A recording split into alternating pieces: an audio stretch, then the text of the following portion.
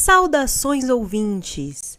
Hoje estamos aqui para apresentar uma entrevista feita por nós, alunos do eixo IS da Universidade Federal de São Paulo. Nossa proposta é trazer informações sobre como funciona a militância e trabalho do coletivo neurodiverso da Unifesp, o CONDU. Assim, convidamos uma representante do coletivo, a aluna Laura dos Santos, do curso de Letras, para nos contar mais sobre a organização. Segue a entrevista. Há quanto tempo e como surgiu o CONDU? O coletivo surgiu em 2022, a princípio com 2 alunas autistas de São Paulo, diagnosticadas no decorrer de seus cursos. Elas foram estudando sobre suas condições e, por meio da divulgação de seus conhecimentos, foram surgindo várias pessoas interessadas com diferentes neurodivergências. Como o coletivo é organizado internamente? Existe um grupo de WhatsApp geral e agora um de cada campus. Existem 2 estatutos, o primeiro, de 2022, e o mais recente, de 2023. Existe também uma diretoria e o conselho. Diretores e pessoas indicadas para coordenação, para cuidar de eventos, mídias, pesquisa, por exemplo.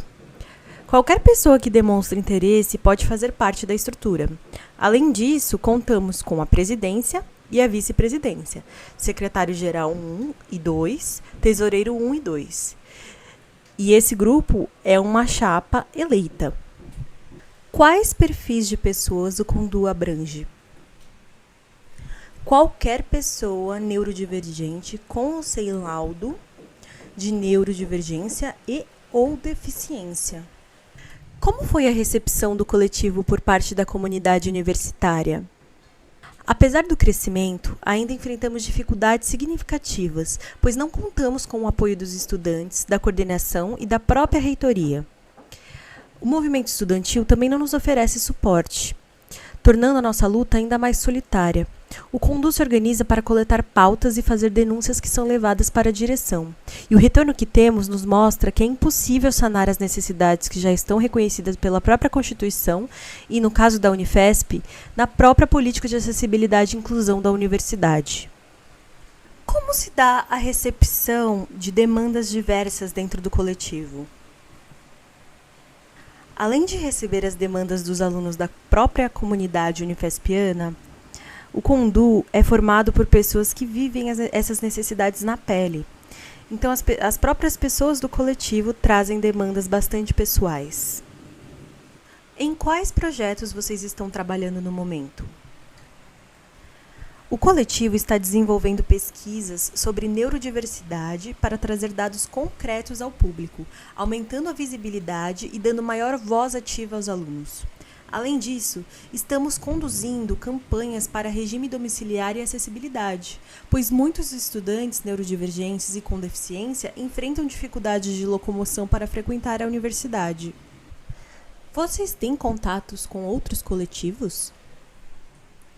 Sim, o coletivo tem um bom contato com o NAI, Núcleo de Acessibilidade e Inclusão, e o NAE, Núcleo de Apoio ao Estudante, principalmente nos campi da Baixada Santista e de Guarulhos. Em Diadema, existe outro coletivo, uma espécie de ramificação do CONDU, com objetivos semelhantes. Quais os maiores desafios o CONDU enfrenta e enfrentou em sua trajetória? O maior desafio é o coletivo ter voz ativa para implementar as soluções necessárias para que nossos membros possam lidar com a falta de acessibilidade e inclusão na Unifesp. Muitas demandas, como infraestrutura adequada, flexibilização de faltas e melhor comunicação para os alunos com dificuldades cognitivas, não são atendidas. A universidade também falha em garantir apoio para estudantes neurodivergentes e com deficiência, não oferecendo transporte adequado entre os campi, intérprete de Libras, quando necessário, e acomodações para sensibilidades sensoriais. Quais as maiores conquistas do coletivo? Apesar das dificuldades, algumas vitórias foram alcançadas. Em Diadema, o coletivo, junto ao NAI, conseguiu estabelecer uma sala sensorial e um refeitório específico, um pouco mais adequado às necessidades de pessoas neurodivergentes. Também há pequenas melhorias na infraestrutura, como uma passagem ao lado das catracas, embora alguns funcionários ainda não saibam como usá-la. O coletivo também tem promovido maior visibilidade e discussão sobre neurodiversidade dentro da universidade.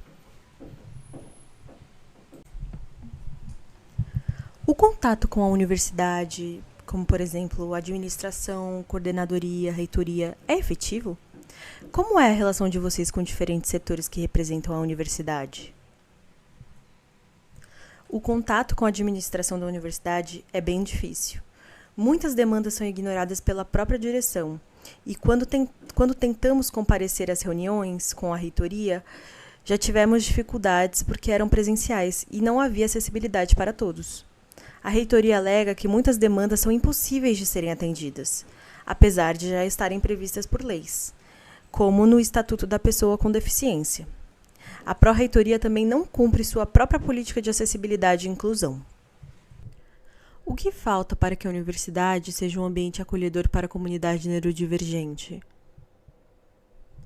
Falta uma política real de inclusão e acessibilidade que seja efetivamente aplicada. Isso inclui transporte adequado entre os campi, salas sensoriais, flexibilização de faltas para alunos com sensibilidade sensorial e fobia social, melhores comunicações para aqueles com dificuldades cognitivas e capacitação dos professores para evitar posturas capacitistas. A inclusão também passa por garantir que as demandas dos estudantes sejam ouvidas e respeitadas, garantindo que as conquistas obtidas se tornem permanentes e não apenas medidas temporárias. Além de tudo, falta o básico, que a universidade cumpra com o que está previsto no Estatuto da Pessoa com Deficiência, garantindo, entre outros direitos, a acessibilidade e a inclusão plena de pessoas com deficiência nos espaços educacionais. Sem isso, qualquer discurso sobre diversidade e equidade dentro da universidade pública se torna vazio.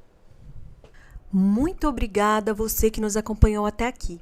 Esperamos que esse conteúdo seja útil e propicie reflexões acerca da importância da organização civil enquanto coletivo. Até mais!